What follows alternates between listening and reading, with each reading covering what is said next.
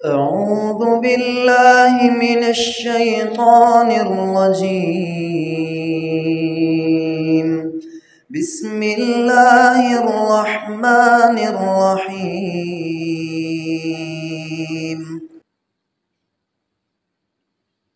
اما بعد فإن خير الحديث كتاب الله وخير الهدي هدي محمد صلى الله عليه وآله وسلم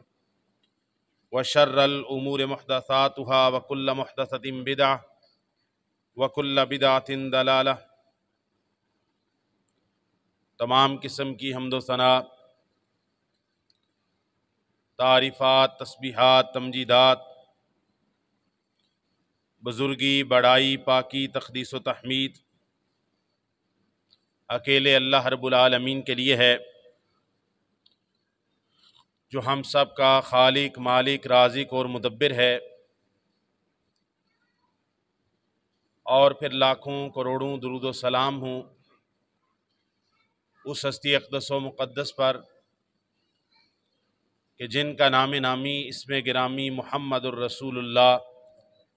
صلی اللہ علیہ وآلہ وسلم ہے۔ اللہ تعالیٰ نے قرآن مجید میں ارشاد فرمایا ہے، انما المؤمنون اخوہ، تمام مومن آپس میں بھائی ہیں۔ جتنے بھی ایمان کا دعویٰ کرنے والے ہیں، ایک اللہ کو ماننے والے ہیں، کتاب خدا قرآن مجید کو تسلیم کرنے والے ہیں، تمام انبیاء کو ماننے والے ہیں، اور اللہ کے آخری پیغمبر جناب محمد کریم صلی اللہ علیہ وسلم کی نبوت و رسالت پر ایمان لانے والے ہیں، آخرت کے قائم ہونے پر عقیدہ رکھتے ہیں، ملائکہ پر صحیح عقیدہ استوار کرتے ہیں، ملائکہ کے بارے میں صحیح عقیدہ رکھتے ہیں، تقدیر کے بارے میں عقیدہ رکھتے ہیں۔ یہ مومن ہیں، مسلمان ہیں، یہ آپس میں بھائی ہیں، اور ان کے اندر اللہ تعالیٰ نے روحانی اسلامی بھائی چارے کا تصور قائم کیا ہے، اور اس بھائی چارے کو نبی کریم صلی اللہ علیہ وسلم نے کچھ یوں بیان کیا ہے، مثل المؤمنین فی توادہم وتراحمہم وتعاطفہم کمثل الجسد اذا اشتکا منہ عضو تداعی لہ سائر الجسد بالسہر والحمى، رواہ البخاری و مسلم فی صحیحہما۔ صحیح بخاری اور مسلم کی متفق علیہ حدیث ہے۔ آپ علیہ الصلاۃ نے اسلامی بھائی چارے کو یوں بیان کیا ہے، مثل المؤمنین فی توادہم وتراحمہم وتعاطفہم، مسلمانوں کی آپس میں محبت، آپس میں بھائی چارہ، آپس میں شفقت و نرم دلی، آپس میں ایک دوسرے کی غم گساری، آپس میں ایک دوسرے کے ساتھ مدد و تعاون، آپس میں ایک دوسرے کے دکھ درد میں شریک ہونا، اس کی مثال یوں ہے جیسے ایک جسم کی مثال ہوتی ہے۔ ایک جسم سر تا پا ایک ہی جسم ہے، بازو جسم کا حصہ ہے، دل جسم کا حصہ ہے، دماغ جسم کا حصہ ہے، آنکھیں جسم کا حصہ ہیں، کان جسم کا حصہ ہیں، انسان کے شانے جسم کا حصہ ہیں، جسم کے مختلف اعضاء ہیں، ہڈیاں ہیں، گوشت ہے، اندرونی اور بیرونی اعضاء ہیں۔ تو مسلمانوں کی آپس میں محبت، مودت، پیار، شفقت، تعلق، تعاون، اس کی مثال جسد واحد کی طرح ہے۔ اذا اشتکا منہ عضو،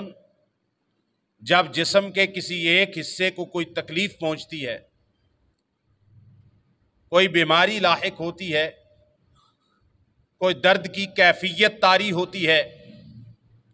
تداعی لہ سائر الجسد، سارا جسم تڑپ اٹھتا ہے۔ تکلیف پاؤں کی ایک انگلی میں ہے،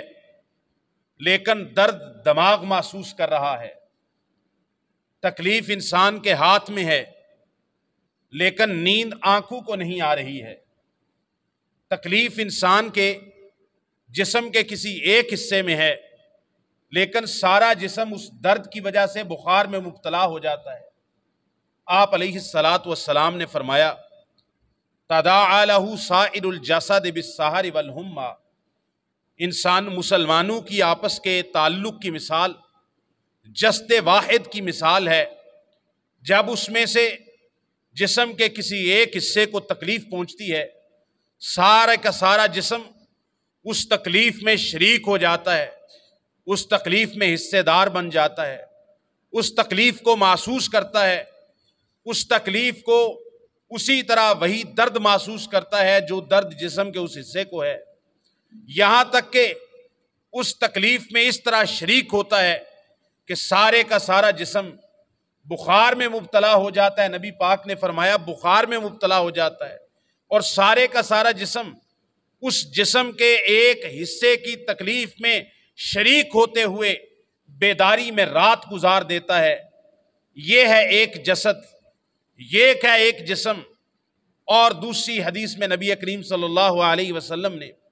اس کی مثال یوں دی ہے کہ جیسے المؤمن للمؤمن کالبنیان یشد بعضہ بعضا، مومن مومن کے لیے ایک عمارت اور ایک بلند یا ایک مضبوط عمارت کی مانند ہے۔ یشد بعضہ بعضا، عمارت کا ایک حصہ، عمارت کا ایک پتھر، عمارت کی ایک اینٹ دوسری اینٹ کے ساتھ مل کے سہارا لیتی ہے، مضبوط کرتی ہے، تبھی عمارت بنیاد سے لے کر اوپر تک چڑھتی ہے۔ اگر ایک اینٹ دوسری اینٹ کو سہارا نہ دے، ایک پتھر دوسرے پتھر کو اپنے کندھے کے اوپر نہ اٹھائے، تو کبھی بھی کوئی عمارت تعمیر نہیں ہو سکتی۔ عمارت کے تعمیر ہونے کے لیے ایک اینٹ کو دوسری اینٹ کو جگہ دینی پڑتی ہے، ایک اینٹ کو دوسری اینٹ کا بوجھ اٹھانا پڑتا ہے، ایک پتھر کو دوسرے پتھر کو کندھا دینا پڑتا ہے، ایک پتھر کا دوسرے پتھر کے ساتھ تعلق قائم ہوتا ہے، ایک پتھر کا دوسرے پتھر کے ساتھ رشتہ جڑتا ہے، ایک اینٹ کا دوسرے اینٹ کے ساتھ وہ تعاون باہمی ہوتا ہے، وہ میوچل انڈرسٹینڈنگ ہوتی ہے، جس کی وجہ سے ایک عمارت کھڑی ہوتی ہے۔ کیسی آسان فہم مثال دی ہے، کیسی دلوں میں اترنے والی مثال دی ہے، کیسی فصیح و بلیغ مثال آقا کریم علیہ الصلاۃ والسلام نے دی ہے کہ ایک مومن دوسرے مومن کے لیے ایسے ہے جیسے ایک عمارت ہوتی ہے، عمارت کی مختلف اینٹیں، مختلف پتھر، عمارت کے مختلف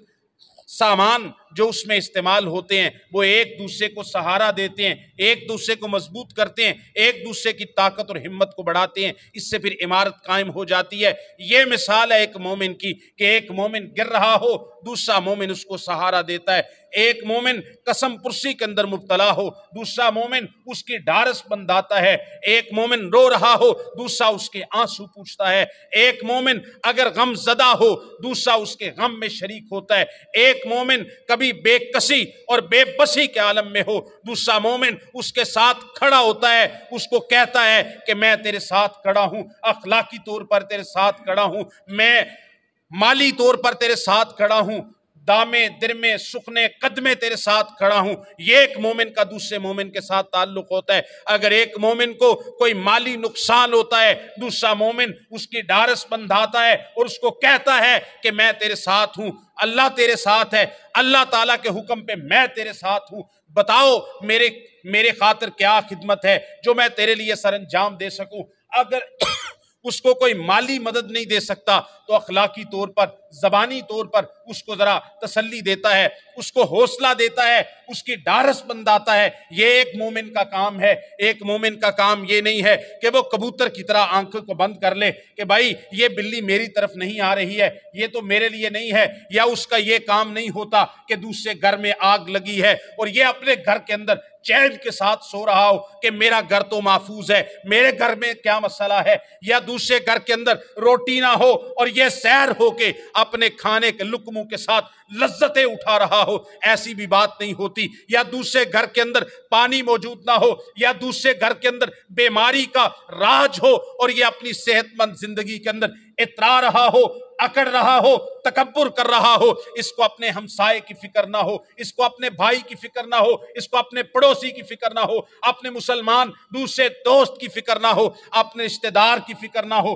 اپنے چچا ماموں دوسرے رشتہ داروں کی فکر نہ ہو، اور اس کو تصور کو بڑھا دیا جائے، اس میں وسعت دی جائے، تو پھر امت کا تصور قائم ہوتا ہے۔ امت کے دوسرے حصے کے اندر امت کے دوسرے لوگ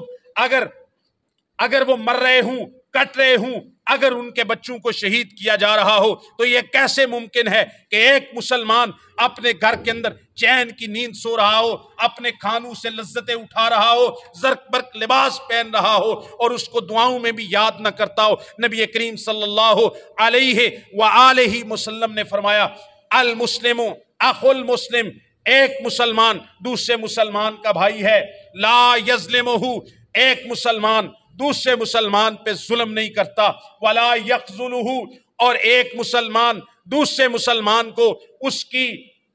مظلومیت کے اندر، اس کو تنگی کے اندر اور ظلم کے اندر دیکھ کے لا یخذلہ، بے یارو مددگار بھی نہیں چھوڑتا ہے، اس کی مدد کرتا ہے، اس کو بے سہارا، بے آسرا، بے سر و پا نہیں چھوڑ دیتا۔ لا یخذلہ، مسلمان کا یہ شیوا نہیں ہے کہ اپنے مسلمان بھائی کو بے یار و مددگار چھوڑے۔ اور دوسری بات، آپ صلی اللہ علیہ وسلم نے فرمایا کل المسلم علی المسلم حرام دمہ و مالہ و عرضہ، ایک مسلمان کے حقوق کو دوسرے مسلمان پہ حرام کر دیا گیا ہے، سارا مسلمان دوسرے مسلمان پہ حرام ہے۔ ایک مسلمان کی عزت کو پامال کرنا دوسرے مسلمان پہ حرام ہے، ایک مسلمان کے مال کو خراب کرنا، برباد کرنا، لوٹنا یا اس کا نقصان کرنا، یہ دوسرے مسلمان پہ حرام ہے۔ اسی طرح ایک مسلمان کی عزت، ایک مسلمان کی ناموس، ایک مسلمان کا وقار اور اس کا احترام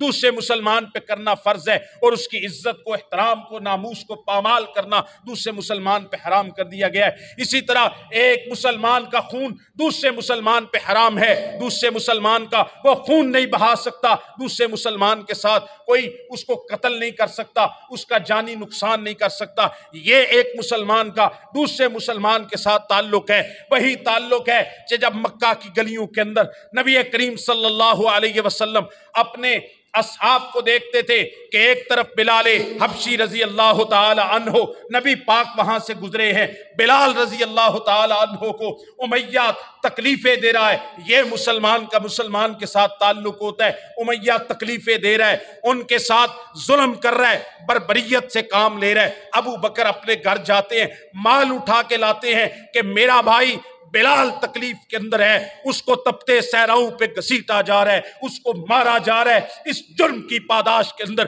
کہ وہ کہتا ہے میرا خدا ایک ہے، میرا اللہ ایک ہے، میرا رحمان ایک ہے، میرا رحیم ایک ہے، میرا معبود ایک ہے، میں سجدہ اس کے لیے کروں گا، رکوع اس کے لیے کروں گا، قیام اس کے لیے کروں گا، طواف اس کے لیے کروں گا، لات کو نہیں مانتا، منات کو نہیں مانتا، عزا کو نہیں مانتا، ہبل کو نہیں مانتا، ان بتوں کے سامنے، ان غیر اللہ کے سامنے میں اپنی جبین لیاس کو نہیں چکاؤں گا۔ اس نے مشرکین مکہ کا دین چھوڑ دیا ہے۔ یہ بلال ہے، یہ حبشی ہے، یہ غلام ہے، اس کا سیاہ رنگ ہے، اس کے گنگریالے بال ہیں، اس کے موٹے ہونٹ ہیں، اس کے خاندان کا پتہ نہیں ہے۔ ادھر ابو بکر صدیق ہے، وہ قریش کا بندہ ہے، بنو تیم کا فرد ہے، بنو تیم کا بیٹا ہے، وہ بڑے اعلیٰ نسب والا ہے، وہ قریش کے خاندان والا ہے، وہ بڑا تاجر ہے، کاروبار ہے، انصاب قریش کا ماہر ہے، معزز ہے، عزت دار ہے۔ بلال کے ساتھ اس کا ذاتی تعلق کوئی نہیں، خاندانی تعلق کوئی نہیں، خونی تعلق کوئی نہیں، نسب حسب کا تعلق کوئی نہیں،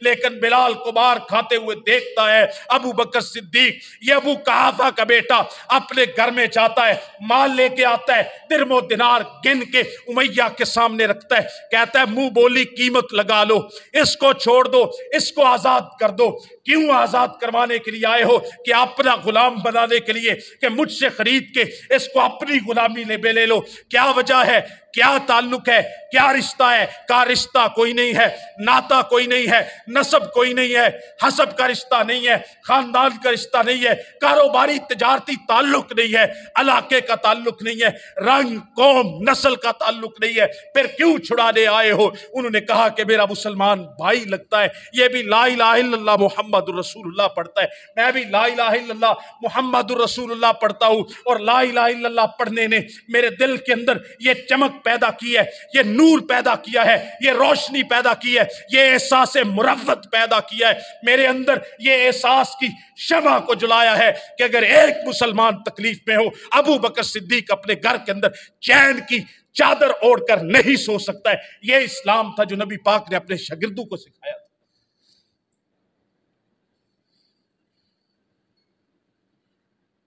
اسی اسلام کا اثر تھا، اسی اسلام کا اثر تھا کہ نبی کریم صلی اللہ علیہ وسلم اپنے صحابہ کو ایک دوسرے کے ساتھ ایسا جوڑا، ایسے لڑی میں پرویا کہ ایک دوسرے کے لیے سیسا پلائی ہوئی دیوار بن گئے، ایک دوسرے کے لیے جانیں نچھاور کرنے والے بن گئے، ایک کی طرف آنے والے تیر کو اپنے سینوں پہ لینے والے بن گئے، اسلام کا جھنڈا تھام کر میدان عمل میں اترے، توحید کی دعوت کو ساری دنیا میں عام کرنے کے لیے اسلامی اخوت اور بھائی چارے کے ساتھ اپنے گھر بار کو چھوڑا، اور رشتہ اسلام کا رشتہ سب سے بڑا تھا، نہ نسب کا رشتہ اس سے بڑا تھا، نہ خاندان کا رشتہ اس سے بڑا تھا، نہ برادری کا رشتہ اس سے بڑا تھا۔ اگر ایسی بات ہوتی تو نبی کریم صلی اللہ علیہ وسلم کے ساتھی اپنے کفار مشرکین رشتہ داروں کو چھوڑ کر مکہ شہر کو خیر آباد کہہ کے کبھی حبشہ اور کبھی مدینہ کے رخ نہ کرتے۔ ان کو یہ بات سمجھ آ گئی تھی کہ سب سے قیمتی رشتہ اسلام کا رشتہ ہے، ایمان کا رشتہ ہے، کلمے کا رشتہ ہے، امت واحدہ کا رشتہ ہے۔ نبی کریم صلی اللہ علیہ وآلہ وسلم نے ہمیں یہ تعلیم فرمائی ہے کہ اپنے کسی مسلمان بھائی کو ظلم کی حالت میں دیکھو، اپنی طاقت کی حد تک اس کے ساتھ تعاون کرو، اس کی مدد کرو، اس کے لیے آواز بلند کرو۔ اسلام کی، قرآن کی اعلان نبوت کی بات نہیں ہے، بلکہ اعلان نبوت سے قبل نبی کریم صلی اللہ علیہ وآلہ وسلم مکہ شہر کے اندر ایک معاہدہ ہوا جس کا نام تھا حلف الفضول۔ سیرت کی کتابوں میں آپ کو ملے گا کہ ایک شخص مکہ کے کسی وڈیرے سے اس نے کوئی تجارتی سودا کیا، مکہ کا رہنے والا نہیں تھا۔ یہ نبی پاک صلی اللہ علیہ وسلم کی بعثت سے پہلے کا واقعہ ہے۔ وہ شخص آیا اپنا مال مانگنے کے لیے، اپنے پیسے لینے کے لیے۔ مکہ کے اس وڈیرے نے اس کی کوئی مدد نہ کی۔ وہ ایک ایک قبیلے کے گھر میں گیا، پکارتا رہا، روتا رہا کہ میری مدد کی جائے،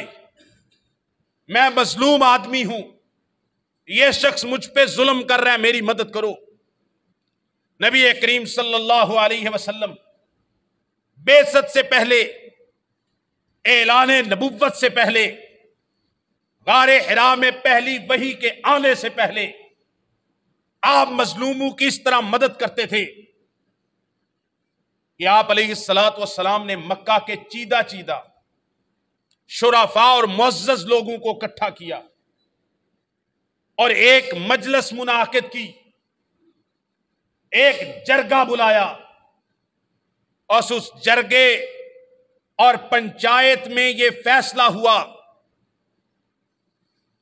جس کا انعقاد نبی پاک صلی اللہ علیہ وسلم کی تحریک میں ہوا تھا، جس کا نام سیرت کی کتابوں میں حلف الفضول ہے۔ ایک حلف نامہ ہوا، معاہدہ ہوا کہ آج کے بعد مکہ شہر میں کوئی شخص بھی مظلوم آئے گا، کسی دوسرے شخص نے اس پر ظلم کیا ہوگا، چاہے وہ مکہ کا رہنے والا نہ بھی ہو، یہ کمیٹی مل کر، یہ شرفائے مکہ مل کر، یہ شرفائے قریش مل کر، رؤسائے عرب مل کر، ہم مل کر اس مظلوم کی ڈھارس کو بندھائیں گے اور اس کی مدد کریں گے۔ اس مثال سے معلوم ہوتا ہے کہ دین اسلام کے اندر چاہے کوئی کافر ہی کیوں نہ ہو، چاہے کوئی پردیسی ہی کیوں نہ ہو،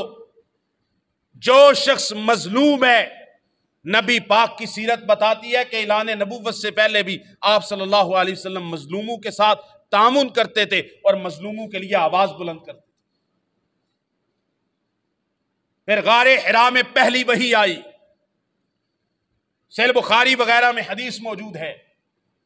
نبی پاک صلی اللہ علیہ وسلم جب غار حرا سے واپس آئے، گھبراؤ بخار، صحیح بخاری میں حدیث ہے، سیدہ خدیجہ کو کہتے ہیں مجھے خدشہ محسوس ہو رہا ہے، آپ بات کو سمجھیے گا۔ نبی پاک صلی اللہ علیہ وسلم کو سیدہ خدیجہ تسلی دیتی ہیں، کلا واللہ لا یخزیک اللہ ابدا، اللہ کی قسم رب تعالی آپ کو رسوا اور بے یار و مددگار نہیں چھوڑے گا۔ کیوں؟ انک لتصل الرحم، آپ رشتہ داری کو ملاتے ہیں، وتحمل الکلا، اے میرے سر کے تاج، آپ دوسروں کا بوجھ اپنے کندھوں پہ اٹھاتے ہیں، وتقری الضیف، آپ مہمان کی مہمان نوازی کرتے ہیں، وتکسب المعدوم، آپ لاچاروں، فقیروں، بے روزگاروں کو اپنے ہاتھ سے کما کے کھانا کھلاتے ہیں، وتعین علی نوائب الحق، اور حق کے معاملے میں مظلوم کو ظالم سے حق لے کے دیتے ہیں۔ اے میرے آقا، آپ میں اتنی شریفانہ کریمانہ صفات ہیں کہ آپ رشتہ داری کو ملانے والے، دوسروں کا بوجھ اٹھانے والے، دوسروں کی مدد کرنے والے، بے لاچاروں کو کما کے دینے والے اور مظلوموں کے ساتھ ظالم کے مقابلے میں تعاون کرنے والے، مجھے یقین ہے میرا رب آپ کو رسوا نہیں کرے گا۔ یہ نبی پاک کی نبوت کے اعلان سے پہلے کی صفات۔ مضمون جو شروع میں نے باندھا کہ مسلمان کو مسلمان کا بھائی قرار دیا گیا ہے، ایک مومن کو دوسرے مومن کے لیے ایک مضبوط بنیاد قرار دیا گیا ہے، ایک مومن کو دوسرے مومن کے لیے جسد واحد قرار دیا گیا ہے، ایک مومن کو یہ حکم ہے کہ وہ اپنے مسلمان بھائی کو بے یار و مددگار نہیں چھوڑتا۔ تو سوال پیدا ہوتا ہے، یہ فگرز میرے سامنے پڑے ہوئے ہیں، UN کے اور WHO کے، عالمی ادارہ صحت کے، کہ ابھی تک کم از کم 40,000 فلسطینی غزہ کے مظلوم 7 اکتوبر کے بعد سے شہید کیے جا چکے ہیں، جن میں 2/3 تعداد عورتوں اور بچوں کی ہے۔ غزہ کے 60% گھر بالکل زمین کے ساتھ ملا کے ملیا میٹ کر کے مٹی کا ڈھیر بنا دیے گئے ہیں۔ غزہ کے 25 بڑے ہاسپٹلز میں سے 16 ہاسپٹلز کو بالکل تباہ و برباد کر دیا گیا ہے، ایک بیڈ بھی وہاں پر کسی مریض کے لیے میسر نہیں ہے۔ 60 to 70% جتنے اسکول، کالج، تعلیمی ادارے ہیں وہ سارے کے سارے تباہ و برباد ہو چکے ہیں۔ 100 سے زیادہ جرنلسٹ قتل کیے جا چکے ہیں۔ 90,000 سے 1,00,000 تک غزہ کے مسلمان 7 اکتوبر کے حملے کے بعد سے 1,00,000 کے قریب غزہ کے مسلمان عورتیں اور بچے انجرڈ ہیں، اور ایسے انجرڈ نہیں کہ جس کی انگلی کٹی ہیں، کس کے آرگنز جسم کے نہیں ہیں، کس کا آدھا جسم نہیں ہے۔ کہتے ہیں روزانہ کی بنیاد پہ 15 گھر غزہ کے اندر تباہ کیے جاتے ہیں 7 اکتوبر کے حملے کے بعد سے۔ روزانہ کے 12 بم پھینکے جاتے ہیں روز کے اعتبار سے، اور یہاں پر عوام الناس کیا حکمرانوں کو فکر نہیں ہے۔ وہاں پر کوئین ایلزابتھ ان کی ماسی اور پھپھی مر گئی، اور شہباز شریف بے شرم انسان، جس سے بے شرم کائنات میں پیدا ہوتا ہوا ہم نے نہیں دیکھا ہے، وہ کوئین ایلزابتھ کی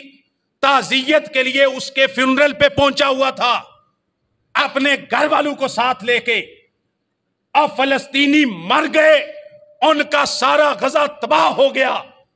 ان کو ایک غیرت مند انداز میں حملہ کرنے کی تو میں بات ہی نہیں کر رہا نا، اور غیرت مند الفاظ میں بیان دینا نہیں آیا فارم 47 کی حکومت کے وزیر اعظم کو۔ اور آرمی چیف صاحب کی بھی بات کر لیں، آپ کتنا کو ڈر کے جئیں گے؟ اور مرنا ہے ایک دن۔ اور میں پورے علا وجہ البصیرت کہتا ہوں، جذبات کے بغیر کہتا ہوں، اللہ کی قسم کسی عیسائی یہودی ملک پہ حملہ ہوا ہوتا اور تمہارے آباء و اجداد امریکہ UN نے جن کی تم لونڈیاں اور بالدیاں ہو اور حکومت ہم پہ کرتے ہو اور ہم پہ روب ڈلاتے ہو، 9/11 پہ ان پہ حملہ ہوا تھا، میں نے عید کے خطبے میں بات کی تھی، تم سارے کے سارے فوجوں کے ساتھ، اسلحے کے ساتھ، اڈے دے کے ان کے ساتھ شامل ہو گئے، اور غزہ کے بارے میں آپ کو ہوائی فائر ہی کر دیتے۔ اپنی قوم کو مارنے کے لیے آپ بڑے تگڑے ہیں۔ میرے بھائیوں، میں یہ بات کہتا ہوں، ذہن سازی ضروری ہے۔ ہم اللہ کو گواہ بنا کے کہتے ہیں، اللہ تو اس بات کو لکھ لے، ہم مظلوم فلسطینیوں کے ساتھ کھڑے ہیں۔ اللہ ہم ان کو دعاؤں میں نہیں بھولے۔ اللہ ہمارے پاس توپ نہیں، تفنگ نہیں، فوج نہیں، عساکر نہیں، لیکن اللہ ہمارے دل ان کے ساتھ ہیں، ہمارے جذبات ان کے ساتھ ہیں، ہمارا ایمان ان کے ساتھ ہے، اور اس بات پہ ایمان ہے وَأَنْتُمُ الْأَعْلَوْنَ إِن كُنتُم مُؤْمِنِينَ، ایمان والے ہو تو ایک دن غلبہ تم کو ملنے والا ہے۔ پھر خوشخبری کی بات کرتا ہوں، تعزیت کے ساتھ ساتھ اللہ تعالیٰ اسماعیل ہانیہ کی شہادت کو قبول فرمائے، اللہ تعالیٰ فلسطینی مظلوموں کی مدد فرمائے، اللہ ان کی شہادتیں قبول فرمائے، اللہ عرب و عجم کے اندر مسلمانوں کو غیرت مند حکمران عطا فرمائے۔ یا اللہ جتنے مسلمان غزہ کے اندر شہید ہو گئے، یا اللہ ان سب کی قبروں کو جنت کے باغیچے بنا، اللہ ان کے بچوں کو جو یتیم ہو گئے، اللہ تو ان کا خود سہارا بن جا، اللہ جو ان کی عورتیں بیوہ ہو گئی، اللہ ان کی عورتوں کا سہارا تو خود بن جا، اللہ غزہ کے مسلمان جو دنیا کی سب سے بڑی جیل کے اندر رہ رہے ہیں، اللہ ان مسلمانوں کو کوئی نجات دہندہ عطا فرما، اللہ ان کو کوئی مسیحا عطا فرما، اللہ عیسیٰ علیہ السلام کے نزول کے وقت کو قریب فرما کہ جو آ کے دجال اور اس کے ساتھیوں کو قتل کرے،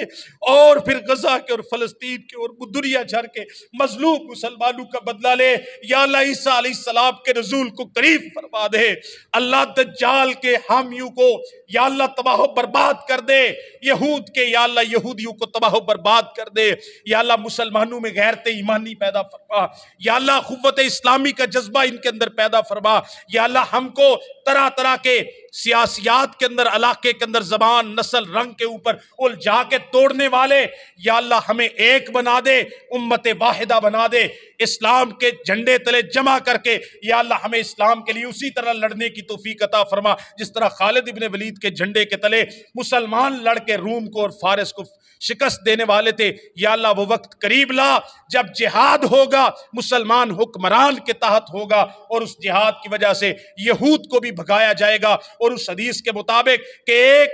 درخت کے پیچھے، ایک پتھر کے پیچھے بھی یہودی چھپے گا تو وہ بول کے کہے گا میرے پیچھے یہودی چھپا ہے، آجا مسلمان اس کو قتل کر۔ یا اللہ ہمیں ہماری آنکھوں سے وہ منظر دکھا، یا اللہ وہ منظر لا، دل کے اخلاص کے ساتھ بات کر رہا ہوں، جذبات میں نہیں۔ اللہ ہم کو فلسطین کے جہاد کا کوئی ایسا منظر دکھا، ایسا منظر آئے، یا اللہ ہماری جانوں کو فلسطین کے جہاد میں قبول فرما۔ اللہ تعالی ہمیں جڑنے کی، محبت کرنے کی، اتفاق پیدا کرنے کی توفیق عطا فرمائے۔ وما توفیقی اعوذ باللہ من الشیطان الرجیم، بسم اللہ الرحمن الرحیم۔